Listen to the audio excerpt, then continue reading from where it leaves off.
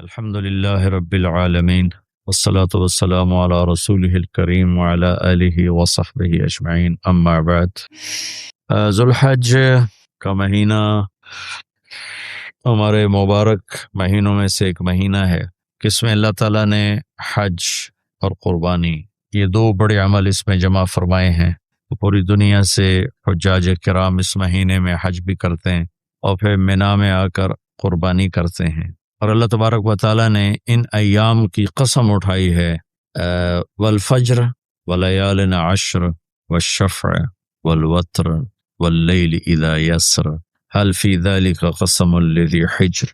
اور کسی دن کی قسم اللہ نے ایسے نہیں اٹھائی، خاص کر اللہ کو عید کے دن کی قسم اٹھائے یا جمعے کی قسم اٹھائے یا لیلۃ القدر کی قسم اٹھائے، انا انزلناہ فی لیلۃ القدر وما ادراک ما لیلۃ القدر، یہ گفتگو فرمائی، خبر دی۔ لیکن والفجر، مجھے قسم ہے فجر کی، اس سے مراد 10 تاریخ کی صبح، جو 9 کا دن گزار کے حج کا دن ہوتا ہے، اور وہ گزار کے جب 10 کی صبح یعنی قربانی کی جو صبح ہے، اللہ نے والفجر اس کی قسم اٹھائی۔ پھر ولیال عشر، یکم سے 10 ذوالحج کی جو راتیں ہیں ان کی قسم اٹھائی۔ وہ شفع، یہ 10 کے دن کی قسم اٹھائی۔ والوتر، اور یہ اللہ تعالیٰ نے 9 تاریخ کی قسم اٹھائی۔ واللیل اذا یسر، اور یہ 9 اور 10 کی درمیانی رات کی اللہ تعالیٰ نے قسم اٹھائی۔ یہ کسی بھی ٹائم کی، دن کی، مہینے کی، سال کی، اس طرح اللہ تعالیٰ نے خوبصورت انداز میں قسم نہیں اٹھائی جیسی اللہ تبارک و تعالیٰ نے یہ ان 10 دن راتیں، 9 کا دن، 10 کا دن، 10 کی رات، 10 کی صبح، اور اللہ کے نبی کا فرمان ہے کہ ان 10 دنوں میں اللہ تعالیٰ کو جتنی عبادت پسند ہے وہ اور کسی دن میں بھی پسند نہیں، اور اس میں کوئی شک نہیں، ان 10 دنوں میں سب سے بڑی عبادت وہ حج ہے، جس کو اللہ تعالیٰ نصیب فرمائے اور جس کے مقدر میں فرمائے۔ حج ان 10 دنوں کی سب سے بڑی عبادت ہے۔ عرفات کی ایک دن کی حاضری وہ 10 لاکھ دن کی حاضری یا 1 لاکھ دن کی عبادت کے برابر ہوتی ہے، اور عرفات کے دن کی حاضری میں اللہ تعالیٰ کا ارشاد ہوتا ہے، میرے بندو آج اتنے گناہ لے کر آؤ، جتنے بارش کے قطرے، جتنے درختوں کے پتے، جتنے ریت کے ذرے، جتنے گردش ایام میں جب سے ٹائم شروع ہوا ہے اس میں بننے والے دن اور رات، اور یہاں کے توبہ کرو، میں سب معاف کروں۔ اور عرفات کے دن جتنا شیطان ذلیل ہوتا ہے اتنا کسی دن بھی ذلیل نہیں ہوتا، اور میرے محبوب صلی اللہ علیہ وسلم نے یہ دن حج کا، عرفہ کا، زور اثر کٹھی پڑھ کے پھر سارا دن شام تک کوئی 5-6 گھنٹے مسلسل دعا مانگی، اور آپ نے فرمایا کہ اس وقت میرا اللہ میرے صحابہ پہ فخر فرما رہا ہے، اور قربان جاؤں خطاب کے بیٹے پر، فرمایا، اور عمر بن خطاب پہ اس وقت میرا اللہ خاص طور پہ خوش ہو رہا ہے، اور خاص طور پہ عمر بن خطاب پہ اللہ تعالیٰ فخر فرما رہا ہے۔ تو ان 10 دنوں میں جسے اللہ حج میسر فرما دے تو اس سے بڑی عبادت کوئی نہیں۔ حج میسر نہیں ہے تو پھر ان 10 دنوں میں نومی کا روزہ رکھنا، ان 10 دنوں میں روزے رکھنا، اس میں نوافل کی کثرت، صدقے کی کثرت، پھر قربانی، یہ سارے اعمال ان 10 دنوں میں انتہائی محبوب ہیں۔ جنہیں اللہ سعادت دے دے حج کی، بار بار جائیں، تابعوا بین الحج والعمرہ، حج عمرہ آگے پیچھے کرو، آگے پیچھے کرو۔ ایک بہت بڑا طبقہ ہے جو یہ کہتا ہے کہ ایک دفعہ فرض ہے اس کے بعد کوئی ضروری نہیں۔ میں کب کہتا ہوں کہ ضروری ہے؟ ضروری نہیں ہے، لیکن ضروری کا مطلب فرض نہیں ہے، لیکن اللہ اس کے رسول کو پسند ہے کہ اس کے گھر بار بار آیا جائے، بار بار حاضری دی جائے۔ اللہ کے نبی کو تو آخر عمر میں جا کے موقع ملا، اس کے بعد آپ دنیا سے تشریف لے گئے۔ اگر آپ اس کے بعد زندہ رہتے تو یقیناً آپ ضرور حج کرتے، چونکہ آپ نے جتنے سال مکہ میں گزارے آپ نے ہر سال حج کی، نبوت کے اعلان سے پہلے بھی اور نبوت کے اعلان کے بعد بھی آپ نے مسلسل حج کیے، اور 4 عمرے آپ نے فرمائے زندگی میں پر 4 عمر۔ ایک عمرہ مدینہ سے خاص طور پر تشریف لائے، جس کو ہم صلح حدیبیہ کہتے ہیں، وہ ہو نہیں سکا، لیکن آپ نے وہیں عمرے کا کام پورا کیا، سر مڑائے، احرام کھولے، پھر اگلے سال آپ اس کی قضاء کے لیے تشریف لائے۔ پھر ایک عمرہ آپ نے فتح مکہ کے بعد جعرانہ سے احرام باندھ کے تشریف لائے اور عمرہ کیا، اور ایک عمرہ آپ نے اپنے حج کے ساتھ کیا۔ صدیقی دور میں پہلا سال جنگوں میں گزر گیا، دوسرے سال صدیق اکبر اپنے پورے ساتھیوں کے ساتھ حج پہ تشریف لائے۔ فاروقی دور میں عمر بن خطاب رضی اللہ تعالیٰ عنہ 10 سال حکومت کی، 10 سال حج کیا، ہر سال حج پہ تشریف لائے۔ عثمان رضی اللہ تعالیٰ عنہ نے اپنی خلافت کے دور میں جب تک امن رہا ہر سال حج کرتے رہے۔ جب فساد شروع ہوا تو آپ رکے، اس میں شہید ہو گئے۔ علی رضی اللہ تعالیٰ عنہ کو موقع نہیں ملا، جنگوں میں زندگی گزر گئی اور اسی میں آپ اللہ پاک کی بارگاہ میں پہنچ گئے۔ تو لیکن باقی 3 ساتھیوں کی خلافت کے دور میں آپ نے بکثرت حج اور عمرے کیے۔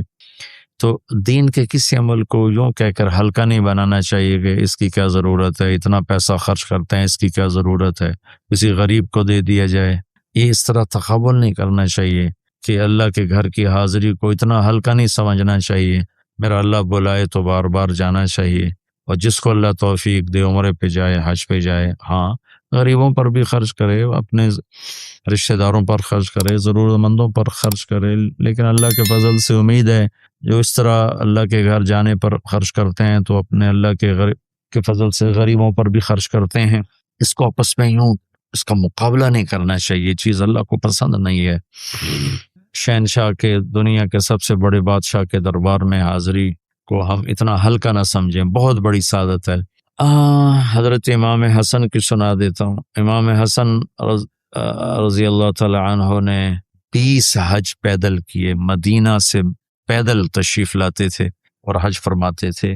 20 حج، یہ تو اہل بیت کیا جگر گوشہ رسول ہیں اور جگر اہل بیت ہیں، تو 20 حج فرمائے آپ نے، پیدل فرمائے، مدینہ سے تشریف لائے مکہ پیدل۔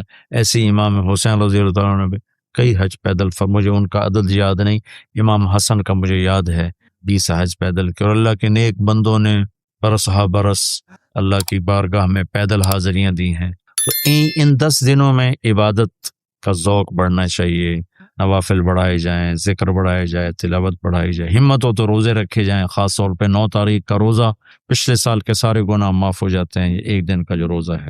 پھر اس کا دوسرا جو بڑا عمل ہے وہ قربانی ہے، اور یہ قربانی آدم علیہ السلام سے چلی آ رہی۔ وَاتْلُ عَلَيْهِمْ نَبَأَ ابْنَيْ آدَمَ بِالْحَقِّ إِذْ قَرَّبَا قُرْبَانًا فَتُقُبِّلَ مِنْ أَحَدِهِمَا وَلَمْ يُتَقَبَّلْ مِنَ الْآخَرِ۔ اس قربانی کی بنیاد تو آدم علیہ السلام سے پڑی ہے، لیکن ہمیں جو حکم ملا وہ سنت ابیکم ابراہیم، وہ ابراہیم علیہ السلام کی سنت ہے قربانی۔ ایک بہت خوبصورت قصہ ہے اور بہت عجیب و غریب قصہ ہے کہ اللہ پر سب کچھ لگا دینا۔ ایک شخص کو اولاد کے لیے دعا مانگتے مانگتے مانگتے کچھ 60 برس گزر گئے، 65 برس گزر گئے۔ رب ہب لی من الصالحین، یا اللہ مجھے نیک اولاد دے دے، نیک اولاد دے دی۔ نیک اولاد میری 84 سال کی عمر، اللہ نے 84 سال کی عمر میں بیٹا دیا۔ بڑھاپے کی اولاد تو دل پکڑ لیتی، اور ابھی چند دن نہیں گزرے تھے کہ اللہ نے کہا جاؤ اسے چھوڑ کے آؤ۔ یہ کہاں چھوڑ کے آؤں؟ کہ جبریل آئے گا تمہیں راستہ بتائے گا۔ تو جبریل انسانی شکل میں آئے، وہ براق کی طرح نہیں یہ سفر ہوا کہ ایک دم میں پہنچا دیا، بلکہ جبریل انسانی شکل میں آئے، اونٹنی پر سوار ہو کر ابراہیم علیہ السلام دوسری اونٹنی پر، بچہ اور بیگم، اور ان کو فلسطین سے چلایا، اور چلاتے چلاتے چلاتے چلاتے جب مکے کے کالے پہاڑ آ گئے جہاں کچھ بھی نہیں ہے، نہ پانی نہ سایہ، یہاں چھوڑ دو۔ بیت اللہ ٹیلا تھا اس وقت، یہاں چھوڑ دو۔ تو ابراہیم علیہ السلام جو آگ میں ڈلتے ہوئے نہیں گھبرائے، یہ بات سنی تو گھبرا کر کہنے لگے یہاں کیسے چھوڑ دوں، یہاں تو کچھ بھی نہیں ہے۔ تو جبریل نے کہا جی آپ کے اللہ کی منشا ہے کہ اس بچے کو یہیں چھوڑ دیا جائے۔ تو انہیں وہیں چھوڑا اور واپس چل دیا۔ اور حضرت ہاجرہ حیران پریشان ہو گئی، کہاں چھوڑ کے جا رہے ہو، کیوں چھوڑ کے جا رہے ہو؟ جواب نہیں دے رہے۔ 3 میل ان کے ساتھ چلتے نہیں، وہ جواب ہی نہیں دے رہے۔ 3 میل کے بعد ان کو یاد آئی یہ تو اللہ کے نبی ہیں۔ اللہ امرک، ابراہیم کا یہ اللہ کا حکم ہے؟ کہاں اللہ کا حکم؟ اذن لن یضیعنا اللہ، جاؤ پھر اللہ مجھے ضائع نہیں کرے گا۔ اس طرح بنیاد رکھی، بچے کو ایسے جنگل میں چھوڑا۔ جب وہ بڑے ہو گئے تب حکم آیا جاؤ ذبح کرو۔ تو اب آپ کی عمر ہو چکی ہے کوئی 92 سال یا 94 سال، 90 پلس ہے، 100%۔ فلسطین سے چلے مکہ جا رہے ہیں، کیا کرنے جا رہے ہیں؟ بچہ ذبح کرنے جا رہے ہیں، کوئی مرغی اور بکرا ذبح کرنے نہیں جا رہے ہیں۔ پھر ان کو تیار کرا کے مینا کی وادی میں لا کر کہنے لگا بیٹا اللہ کا حکم ہے تمہیں ذبح کر دو۔ تو بیٹے نے کہا یا ابت افعل، تو آپ کر دیں جو کرنا ہے۔ ابراہیم علیہ السلام کہنے لگے تو یہ خبر بھی ہے میں کیا کہہ رہا ہوں؟ کہا جی مجھے پتہ ہے، آپ کہہ رہے ہیں مجھے ذبح ہونا ہے تو آپ کے بدلے میں مجھے اللہ ملے گا، وہ آپ سے بہتر ہے، اور دنیا کے بدلے میں جنت ملے گی، وہ دنیا سے بہتر ہے۔ پھر معصوم بچے نے کہا ابا میرے ہاتھ باندھنا، تو مجھے الٹا لٹانا، اور پھر فرمایا کہ مجھے ہاں اپنا کرتا اتارا اور کہا کہ یہ میری اماں کو دے دینا، میری نشانی رہے گا، اور آپ اپنے کرتے میں مجھے کفن دے کے ادھر دفن کر دینا۔ تو ان کے ہاتھ باندھے، پاؤں باندھے، الٹا لٹایا، اپنا گھٹنا رکھا ان کی کمر پر، ان کے سر کے بال اٹھایا تھوڑا سا اوپر کر کے نیچے چھری چلانے کے لیے، ایک ہاتھ میں بال تھے ایک ہاتھ میں چھری تھی، اور یوں آسمان کو دیکھا کہ اللہ تو مجھ سے ناراض ہو گیا ہے کہ اسماعیل کی محبت نے میرے دل میں جگہ پکڑ لی ہے؟ نہیں میرے مالک، میرے دل میں تیرے سوا کچھ نہیں ہے، اگر میرا کوئی امتحان ہے تو پاس کر دے، میرے دل میں تیرے سوا کچھ نہیں ہے، اور اگر تم مجھ سے ناراض ہے تو اپنی ناراضگی دور کر دو، چھری چلا تو میرے مالک نے اسماعیل کو نکال کر چھترے کو ڈال دیا، چھترا، اور آنکھ کھلی تو آنکھوں پر پٹی تھی، کھولی تو آگے چھترا ذبح تھا۔